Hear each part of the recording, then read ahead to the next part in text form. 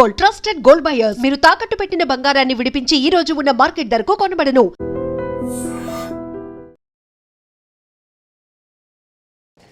India's safest city of women, ఇది నారీ report 2025 చెప్తోంది. అందుకే ఈరోజు విశాఖ వేదికగా ఒక గ్రేట్ ఈవెంట్ కూడా పోలీస్ డిపార్ట్మెంట్ కండక్ట్ చేసింది. ఇందులో ఎన్నో కేసులు పరిష్కరించబడ్డాయి, ఎంతోమంది ఆడపిల్లల కన్నీళ్లు తుడవబడ్డాయి, ఎన్నో కుటుంబాలకు పోలీసు వ్యవస్థ ఒక బలమైన భరోసా కల్పించగలిగింది. ఒకటి కాదు, రెండు కాదు.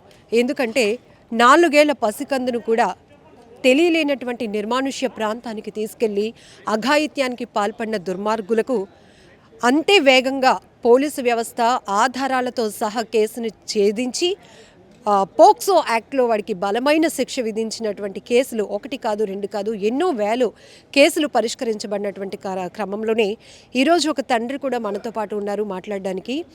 కొమ్మాదిలో ఒక యువకుడు అమ్మాయిని ప్రేమించి పెళ్లి చేసుకోవాలని వేధించి ఆఖరికి ఆ అమ్మాయితో పాటు ఆ తల్లి గొంతును కూడా కోశాడు. విశాఖలో జరిగినటువంటి తీవ్ర సంచలనం కలిగించినటువంటి కేసు అది.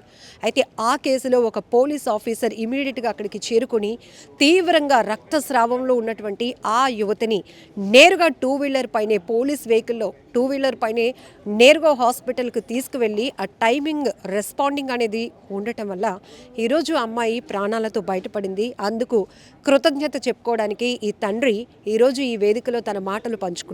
ఒకసారి మాట్లాడదాం. నమస్కారం అండి. నమస్తే అండి. ఆ రోజు మిమ్మల్ని చూసాం, ఆ పరిస్థితి వేరు, ఎందుకంటే మాటలు కూడా చెప్పుకోలేనటువంటి పరిస్థితి. ఒకసారి ఆ కేసు గురించి చెప్పండి.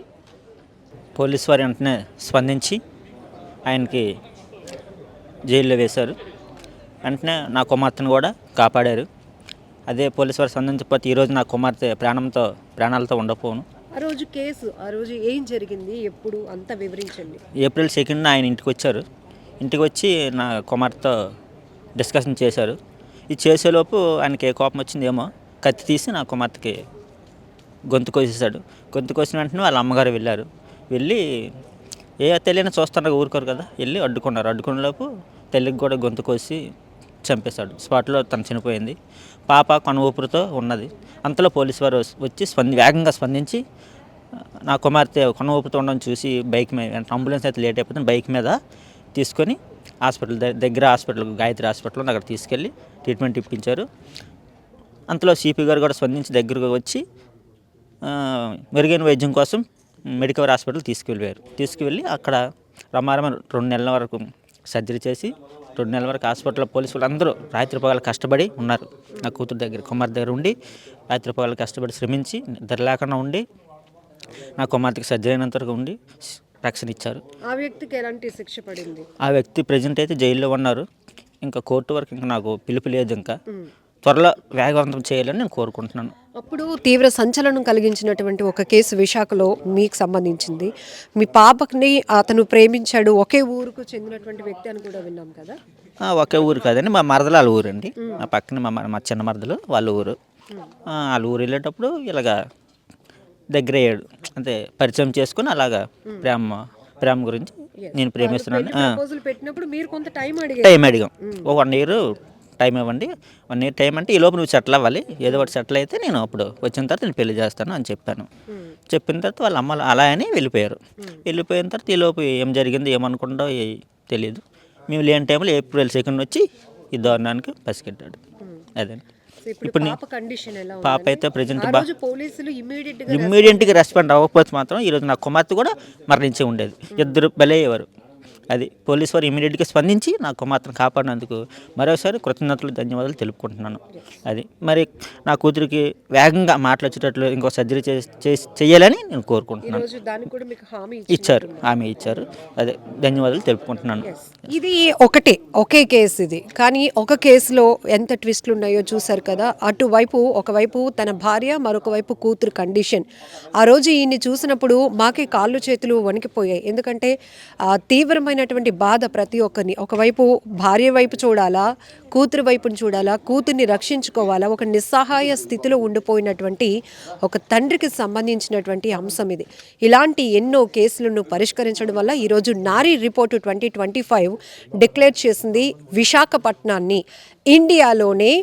ఇక్కడ చూస్తున్నారు కదా, సేఫెస్ట్ సిటీ ఆఫ్ ఉమెన్, మహిళలకి భద్రత కల్పించగలిగే సిటీస్లో టాప్ లిస్ట్లో నిలవటం, డిక్లరేషన్ రావటం అనేది నిజంగా ఒక సెలబ్రేషన్ మూమెంటే. ఇది రాష్ట్ర వ్యాప్తంగా కూడా ఇన్స్పిరేషనల్గా ముందుకు తీసుకొని వెళ్ళి మరెన్నో సమస్యలు పరిష్కరించడమే కాదు, పోలీసు వ్యవస్థకు తోడు న్యాయ వ్యవస్థ కూడా వీటిని కఠిన కారాగార శిక్షలు విధించుతూ పోక్సో యాక్ట్లను మరింత యాక్టివేట్ చేయడంతో ఎంతోమంది కుటుంబాలకు, ఎంతోమంది తల్లులకు, ఎంతోమంది బాధితులకు, ఎంతోమంది సామాన్యులకు ఈరోజు న్యాయం సత్వరమే అందగలుగుతోంది అనేటటువంటి ఒక బలమైన భరోసా కల్పిస్తున్నారు.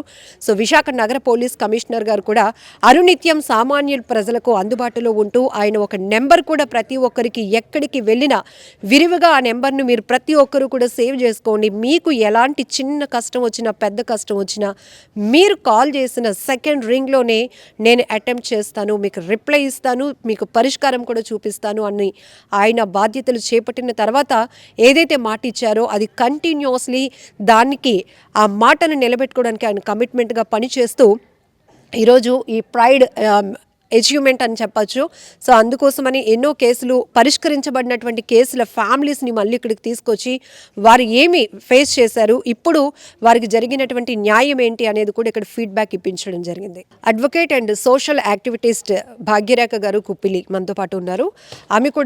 ఆమె దృష్టికి వచ్చిన ఎన్నో సమస్యల్ని నేరుగా పోలీసులకి వారి ఫోకస్లోనికి పెట్టి ఎంతోమంది మహిళలకు, ఎంతోమంది బాధితులకు న్యాయం చేకూరేలా చేయటంలో ఆమె పాత్ర కూడా చాలా కీలకం. కొన్ని కేసులు ఆమె ఇందాక ఫీడ్బ్యాక్ ఇచ్చినప్పుడు కూడా చాలా బాధేసింది. ప్రతి మహిళ కూడా తనకి జరిగిన అన్యాయం ముందు చెప్పుకోలేక గుండెల నిండా నింపుకున్నటువంటి బాధను కళ్ళ నిండా నింపుకున్న నీళ్లతో వ్యక్తం చేయడమే తప్ప ఆ తర్వాత వారికి ఆ టైంలో నేనున్నాను, నీకు న్యాయం జరుగుతోంది, ఏం జరిగిందో చెప్పు అని ఒక వాయిస్ రేస్ చేసే వాళ్ళు కావాలి ఫస్ట్ విక్టిమ్స్కి. అట్లాంటి వాయిస్ మీరు ఇస్తున్నారు. ఏంటి మేడం ఇప్పుడు పోలీస్ వ్యవస్థ ఈరోజు మనం చూడొచ్చు, నారీ రిపోర్ట్ ఒక సక్సెస్ఫుల్ మీట్ అనేది చెప్పాలి. అవునండి, ఇప్పుడు విశాఖపట్నం పోలీస్ వారు ఎంతో నిబద్ధతతో వాళ్ళు వర్క్ చేస్తున్నారండి. దానికి ఏంటంటే నా దగ్గరగా వచ్చే వాళ్ళలో జెన్యూన్ కేసెస్ నేను జెన్యూన్ అయితేనే తీసుకుంటాను. వచ్చిన వాళ్ళకి ఫస్ట్ నుండి లాస్ట్ వరకు కూడా ఈచ్ అండ్ ఎవ్రీ మూమెంట్లో నేను ఉండి వాళ్ళ కేసును కంప్లీట్ చేయాలని కోరుకుంటాను. ఆ విధంగా నా దగ్గరికి వచ్చిన వారిని సిపి గారి దగ్గరికి తీసుకెళ్ళడం జరిగింది. సిపి గారు వెంటనే చర్య తీసుకొని వారికి అంటే వాళ్ళకి లైఫ్ ఇచ్చారు, అమ్మాయికి లైఫ్ ఇచ్చారనే కన్నా వాళ్ళ ఫ్యామిలీకి లైఫ్ ఇచ్చారండి. అంటే ఆ అమ్మాయి నా దగ్గరికి వచ్చేటప్పుడు చాలా బాధతో, చాలా ఏడుస్తూ, అసలు ఏమి చెప్పలేని పరిస్థితి అనమాట. బెక్కి ఏడుస్తూ వచ్చింది ఆ అమ్మాయి. ఆ అమ్మాయికి ఏంటమ్మా ఏంటి అని నేను సంభాలించి అడిగినప్పుడు ఆ అమ్మాయి ఏమో నాది చాలా హ్యాపీ ఫ్యామిలీ అండి, అసలు 2 పిల్లలు, నా భర్త కూడా చాలా మంచివాళ్ళు. కానీ నాకు అంటే చిన్నప్పటి ఫ్రెండ్ ఇంటికి వస్తూ వెళ్తూ ఉండేవాడు. వాడు ఏ విధంగా చేశాడో తెలియదు కానీ బాత్రూంలో నా కెమెరాస్ ఫిక్స్ చేశాడు. ఆ వీడియోస్ని పట్టుకొని ఆ అమ్మాయిని ఎక్కడ పడితే అక్కడికి రమ్మండము, చాలా ఇబ్బంది పెట్టడం, వాళ్ళ రిలేటివ్స్ దగ్గర అక్కడ కూడా అమ్మాయిని బ్యాడ్ చేయడం. ఆ విధంగా చేసేటప్పుడు తనకి ఏం చెయ్యాలో దిక్కుతోచని పరిస్థితి, సూసైడ్ కూడా చేసుకుందామా అని అనిపించింది. ఆ టైంలో ఏం చెయ్యాలో తెలియక ఎవరో నా పేరు చెప్తే నా దగ్గరికి ఆ అమ్మాయి వచ్చిందనమాట. వస్తే ఆ అమ్మాయికి నేను, అమ్మాయి ఇటువంటి విషయాల్లో మన కోర్టులు కేసుల ద్వారా పరిష్కారం కాదు, మనం పోలీస్ వారి సహాయం తీసుకుందాము. ఇప్పుడు మన సిపి గారు చక్కగా కేసులని విని కూడా వాటిని పరిష్కరిస్తున్నారు. పదాన్ని తీసుకొని వెళ్ళడం జరిగింది. నేను తీసుకువెళ్ళిన రోజు ఇంచుమించుగా 2 గంటలకు అనుకుంటాను సార్ని కలిసాము, మాట్లాడాము. సార్ వెంటనే ఏసీపీ గారికి ఎండాస్ చేశారు. మళ్ళీ ఏసీపీ గారి దగ్గరికి కూడా వెళ్ళాము. వెళ్ళిన వెంటనే ఆ రోజు ఫోన్లో కూడా సార్ ఏం చెప్పారంటే, ఈ అమ్మాయికి రేపటికల్లా న్యాయం జరగాలి, ఈ అమ్మాయి వీడియోస్ అవన్నీ ఉన్న వాడి గాడ్జెట్స్ అన్నీ కూడా మీరు సీజ్ చెయ్యాలి అని ఆ 2 మాటలు ఏసీపీ గారితో మాట్లాడడం అంటే ఫోన్లో మేము విన్నాం. ఆ తర్వాత ఏసీపీ గారు కూడా వెళ్ళిన తర్వాత ఆ అమ్మాయికి, అమ్మ నువ్వు ధైర్యంగా బ్రతకాలి కానీ చనిపోయి ఏం సాధిస్తావని అతను కూడా ఎంతో కేర్ తీసుకొని చెప్పి సిఐ గారి దగ్గరికి పంపించారు. సిఐ గారు వెంటనే ఆ రోజు సిఐ గారి దగ్గరికి మేము వెళ్ళేసరికి ఇంచుమించు రాత్రి 9:30, 10 అవుతుంది. సార్ వెంటనే స్పందించి రేపు మార్నింగ్ ఎర్లీ హవర్స్లో రావాలమ్మా, ఎర్లీ హవర్స్ అవర్స్లోనైతేనే మనకి వాడు దొరుకుతాడు, మళ్ళీ ఏమాత్రం తెలిసినా వాడు తప్పించుకుంటాడని ఎర్లీ అవర్స్లో రమ్మడం జరిగింది. మేము వెళ్ళాము. వెళ్ళగానే ఎఫ్ఐఆర్ ఫైల్ చేసి ఒక 3 కానిస్టేబుల్ని తీసుకొని వెళ్ళి ఆ గ్యాడ్జెట్స్ అన్నీ కూడా సీజ్ చేశారు. ఆమెలో వెంటనే ఒక ధైర్యం వచ్చింది. ఎందుకంటే ముందు రోజు ఆఫ్టర్నూన్ మేము వెళ్ళాము, నెక్స్ట్ డే ఈవినింగ్ కల్లా ఆ అమ్మాయికి అమ్మాయికి లైఫ్ ఇచ్చారనడం కన్నా ఆ ఫ్యామిలీకి లైఫ్ ఇచ్చారు. అందువల్ల ఏంటంటే ఇటువంటి కేసెస్ ఏవైనా బయటకు చెప్పుకోలేని విషయాలు అటువంటివి ఉండేటప్పుడు సామాన్య ప్రజానీకం కూడా ముందుకు వచ్చి చెప్పగలిగితే మన పోలీసు వాళ్ళు కూడా సహాయాన్ని అందిస్తారు. ఈ మధ్య కాలంలో మేడం ఉమెన్ అన్న వాళ్ళు సైబర్ బాధితులుగా మారుతున్నారు. ఒక డీపీ, ఒక అందంగా ఒక కుటుంబంతో తీసుకున్న ఫోటోని కూడా అంతే ఫ్రీడమ్ గా పోస్ట్ చేసుకోలేనటువంటి సిచ్యువేషన్. అవునండి, ఇట్లాంటి కేసులు కూడా ఇట్లాంటి కేసులు కూడా వస్తూ ఉంటాయండి. అంటే మనకి టెక్నాలజీ పెరుగుతున్న కొద్దీ అభివృద్ధి చెందుతున్నామో లేకపోతే నాశనం అయిపోతున్నామో తెలియట్లేదండి. అంటే ఉమెన్ ఎంపవర్మెంట్ అని అంటున్నారు, అట్ ద సేమ్ టైం వాళ్ళని బయటకు రానివ్వకుండా కూడా చేస్తున్నారు. ఈ సిచ్యువేషన్లోన మనకి ఇప్పుడు ఉన్న హోమ్ మినిస్టర్ గారు కానీ మన సిపి గారు కానీ చాలా హెల్ప్ఫుల్గా ఉన్నారండి. ఇంకా సామాన్య ప్రజల్లో ఇది తెలిసి వాళ్ళు ముందుకు రావాలి అన్న ఉద్దేశంతో ఒక అడ్వకేట్ని అయినప్పటికీ కూడా నేను ఈ మీటింగ్కి అటెండ్ అవ్వడం, మరి నా ఎక్స్పీరియన్స్ని షేర్ చేసుకోవడం జరిగిందనమాట. అదే నిజంగా ప్రస్తుతం ఉన్నటువంటి సమాజం దేనికి ప్రయారిటీ ఇస్తుంది? ఆర్థిక సంబంధాల చుట్టూ మాత్రమే తిరుగుతోంది. మళ్ళీ ఎన్నికలంగానే చాలా విరక్తి కలుగుతాను.